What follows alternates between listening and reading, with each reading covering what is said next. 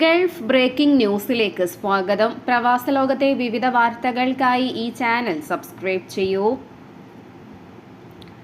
ഹജ്ജിന് സൗകര്യമൊരുക്കാമെന്ന് വാഗ്ദാനം ചെയ്ത് സാമൂഹിക മാധ്യമങ്ങളിൽ പരസ്യം ചെയ്തതിന് 5 പ്രവാസികളെ അസീർ പ്രവിശ്യയിൽ നിന്നും ഖമീസ് മുഷീദ് പോലീസ് അറസ്റ്റ് ചെയ്തു.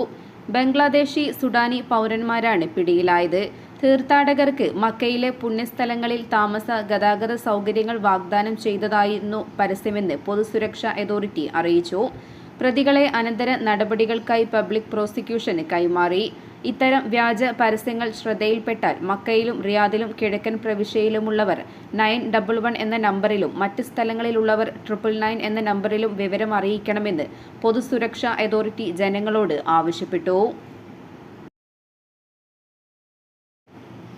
യുഎഇയിലെ വിദ്യാർത്ഥികൾക്കും പുതിയ യാത്രക്കാർക്കും രക്ഷിതാക്കൾക്കും സുരക്ഷിതവും എളുപ്പവുമായ യാത്ര ഉറപ്പാക്കുന്നതിന് റോഡ്സ് ആൻഡ് ട്രാൻസ്പോർട്ട് അതോറിറ്റി വ്യക്തമായ ഒരു അൺഅക്കമ്പനീഡ് മൈനർ നയം നടപ്പിലാക്കി.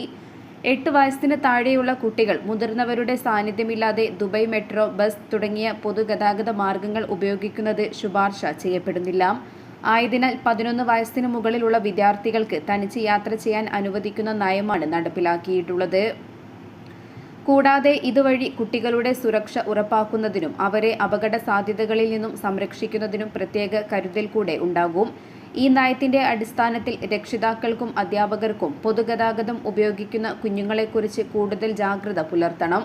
8 വയസ്സിനും 11 വയസ്സിനും ഇടയിൽ പ്രായമുള്ള കുട്ടികൾക്ക് മുതിർന്നവരുടെ കൂടെ അല്ലാതെ പൊതുഗതാഗതം ഉപയോഗിക്കാൻ അനുവദിച്ചിരിക്കുന്നു. എന്നാൽ അതിനു മുന്നേ മാതാപിതാക്കളുടെ അനുമതി നിർബന്ധമാണ്. ഒമാൻ ബ്രേക്കിംഗ് ന്യൂസിലേക്ക് സ്വാഗതം. ഒമാനിലെ വിവിധ വാർത്തകൾക്കായി ഈ ചാനൽ സബ്സ്ക്രൈബ് ചെയ്യൂ. വരുന്ന വേനൽക്കാലത്തെ ചൂടിനെ പ്രതിരോധിക്കാൻ കൂടുതൽ വൈദ്യുതി ഉൽപ്പാദനവുമായി അധികൃതർ. ഈ വേനലിൽ 10% വൈദ്യുതി അധികം ഉൽപ്പാദിപ്പിക്കുമെന്ന് ഒമാൻ ഇലക്ട്രിസിറ്റി ട്രാൻസ്മിഷൻ കമ്പനി അധികൃതർ പറഞ്ഞു. സാങ്കേതിക ടീം തയ്യാറാക്കി കഴിഞ്ഞതായും വൈദ്യുതി വിതരണ കമ്പനി അധികൃതർ വ്യക്തമാക്കി. കൂടാതെ ഇബ്രി, റുസ്താഖ് എന്നിവിടങ്ങളിലെ വൈദ്യുത പദ്ധതികളെ മസ്കറ്റ് ഗവർണറേറ്റുകളിലെ ജഫ്നൈനുമായി ബന്ധിപ്പിക്കുന്ന 400 kV വൈദ്യുതി ലൈനുകൾ സ്ഥാപിക്കാനും പദ്ധതിയുണ്ട്. ഇത് വൈദ്യുതി കൈമാറ്റം ശക്തിപ്പെടുത്താൻ സഹായകമാകും. ഇത് ആരംഭിച്ചാലുണ്ടാകുന്ന അറ്റകുറ്റപ്പണികൾ, സാങ്കേതിക ടീം അനുഭവിക്കേണ്ടി വരുന്ന വെല്ലുവിളികൾ എന്നിവയും പഠനം നടത്തുന്നുണ്ട്. അടുത്ത 5 വർഷത്തിനുള്ളിൽ പദ്ധതി നടപ്പിലാക്കാനാണ് ഉദ്ദേശിക്കുന്നത്.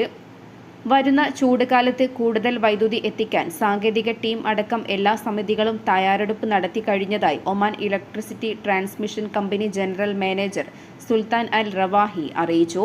ഇതിൽ 1000 മെഗാവാട്ട് സൗരോർജ്ജ പദ്ധതിയും ഉൾപ്പെടും. ഏറ്റവും ഉയർന്ന നിലവാരമുള്ള ഇലക്ട്രിസിറ്റി നെറ്റ്വർക്കാണ് ഒമാനിൽ നടത്തുന്നതെന്നും കമ്പനി അധികൃതർ പറഞ്ഞു. ഒമാനിൽ 132 kV വോൾട്ടേജും അതിലധികവും വരുന്ന വിതരണ ശൃംഖലകളാണ് കമ്പനിക്കുള്ളത്. GCC വിതരണ ശൃംഖലയുമായി ബന്ധിപ്പിക്കുന്ന 220 kV ഇന്റർ കണക്ഷനുകളും കമ്പനിക്കുണ്ട്. ഒമാനിലെ എല്ലാ ഗവർണറേറ്റുകളിലേക്കും ഉൽപ്പാദന കേന്ദ്രങ്ങളിൽ നിന്നും അനായാസമായി വൈദ്യുതി എത്തിക്കുകയാണ് കമ്പനിയുടെ ലക്ഷ്യം.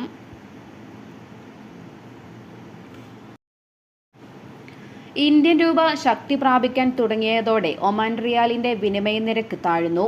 വെള്ളി, ശനി ദിവസങ്ങളിൽ റിയാലിന് 219 രൂപ എന്ന നിരക്കാണ് രാജ്യത്തെ വിനിമയ സ്ഥാപനങ്ങൾ നൽകിയത്. എന്നാൽ വെള്ളിയാഴ്ച രാവിലെ വിനിമയ നിരക്ക് ഒരു റിയാലിന് 217.35 വരെ എത്തിയിരുന്നു. ഇത് നാട്ടിലേക്ക് പണമയക്കുന്നവരിൽ ആശങ്കയുണ്ടാക്കി. എന്നാൽ വൈകുന്നേരത്തോടെ റിയാലിന് 219 രൂപ എന്ന നിരക്കിൽ ക്ലോസ് ചെയ്യുകയായിരുന്നു. കഴിഞ്ഞ കുറേ ദിവസമായി ഇന്ത്യൻ രൂപ ശക്തി പ്രാപിക്കുകയാണ്. ഇതേ നിരക്ക് തന്നെയാണ് ശനി, ഞായർ ദിവസങ്ങളിലും ലഭിക്കുക. കഴിഞ്ഞ വർഷം ഒക്ടോബറിന് ശേഷമുള്ള ഏറ്റവും കുറഞ്ഞ നിരക്കാണിത്. ഈ വർഷം ഫെബ്രുവരി 8-ന് ഒമാൻ റിയാലിന്റെ വിനിമയ നിരക്ക് ഒരു റിയാലിന് 227.5 രൂപ വരെ എത്തിയിരുന്നു. പിന്നീട് താഴേക്ക് വരികയായിരുന്നു. അമേരിക്കൻ ഡോളർ ഇന്ത്യൻ വിപണിയിലേക്ക് ഒഴുകുന്നതും രൂപ ശക്തി പ്രാപിക്കാൻ പ്രധാന കാരണമാണ്. കഴിഞ്ഞ കുറേ ആഴ്ചകളായി ഈ ഒഴുക്ക് തുടരുകയാണ്. ഇന്ത്യൻ ഓഹരി വിപണിയെ നിയന്ത്രിക്കുന്ന ഫോറിൻ ഇൻസ്റ്റിറ്റ്യൂഷനിലെ ഇൻവെസ്റ്റേഴ്സും മറ്റ് വിദേശ ബാങ്കുകളും ഡോളർ ഇന്ത്യൻ വിപണിയിൽ നിക്ഷേപിക്കുന്നുണ്ട്. ഇതും ഇന്ത്യൻ രൂപയ്ക്ക് അനുകൂല ഘടകമാണ്. ഇതോടെ ഡോളറിന്റെ വില 83 രൂപയിൽ എത്തിയിരുന്നു. ഡോളറിന്റെ ശക്തി കാണിക്കുന്ന ഡോളർ ഇൻഡെക്സ് ഏറെ താഴെയാണുള്ളത്. 7 പ്രധാന കറൻസികളെ അപേക്ഷിച്ച് അമേരിക്കൻ ഡോളറിന്റെ മൂല്യം കാണിക്കുന്നതാണ് ഡോളർ ഇൻഡെക്സ്. ഇത് കഴിഞ്ഞ 3 വർഷത്തിനുള്ളിലെ ഏറ്റവും കുറഞ്ഞ നിരക്കിലാണ്. ട്രംപിന്റെ നയങ്ങളാണ് ഡോളറിന്റെ മൂല്യത്തെ പ്രധാനമായും ബാധിക്കുന്നത്. അമേരിക്ക ഏർപ്പെടുത്തിയിരുന്ന ഇറക്കുമതി ചുങ്കം അമേരിക്കൻ സാമ്പത്തിക വ്യവസ്ഥയെ ഏറെ പ്രതികൂലമായി ബാധിച്ചിരുന്നു. അമേരിക്കൻ സെൻട്രൽ ബാങ്കായ ഫെഡറൽ റിസർവ് ചെയർമാന്റെ ട്രംപിന്റെ സാമ്പത്തിക നയങ്ങൾക്കെതിരെയുള്ള പ്രസ്താവനയും ഡോളറിനെ പ്രതികൂലമായി ബാധിച്ചു. എന്നാൽ ചൈനയുമായുള്ള അമേരിക്കയുടെ ഇറക്കുമതി നയത്തിൽ അയവ് വന്നത് ഡോളറിന്റെ നില മെച്ചപ്പെടുത്താൻ സഹായകമായി. നിലവിലെ അവസ്ഥ ഇന്ത്യൻ രൂപയ്ക്ക് അനുകൂലമാണ്. എന്നാൽ എപ്പോൾ ഇത് മാറി മറയുമെന്ന് പറയാൻ കഴിയില്ല. നേരത്തെ ഇന്ത്യൻ രൂപ ശക്തി കുറയുമെന്നും ഈ വർഷം അവസാനത്തോടെ ഡോളറിന്റെ വില 87 രൂപയിൽ എത്തുമെന്നും സാമ്പത്തിക വിദഗ്ധർ അഭിപ്രായപ്പെട്ടിരുന്നു. എന്നാൽ ഇപ്പോൾ മറിച്ചാണ് സാമ്പത്തിക വിദഗ്ധരുടെ വിലയിരുത്തൽ. ഇന്ത്യൻ രൂപ ശക്തി പ്രാപിക്കുമെന്നും ഈ വർഷം അവസാനത്തോടെ ഡോളറിന്റെ വില 84 രൂപയാകുമെന്നാണ് അഭിപ്രായം. അമേരിക്കയിൽ ട്രംപ് അധികാരത്തിലെത്തിയതും അദ്ദേഹത്തിന്റെ നയങ്ങളുമാണ് നിലവിലുള്ള മാറ്റത്തിന്റെ പ്രധാന കാരണം. എന്നാൽ ലോക വ്യവസ്ഥകളിൽ മാറ്റമുണ്ടാകുന്നതോടെ ഡോളറിന്റെ മൂല്യത്തിലും മാറ്റം വരാം. അത് ഇന്ത്യൻ രൂപയെയും ബാധിക്കും.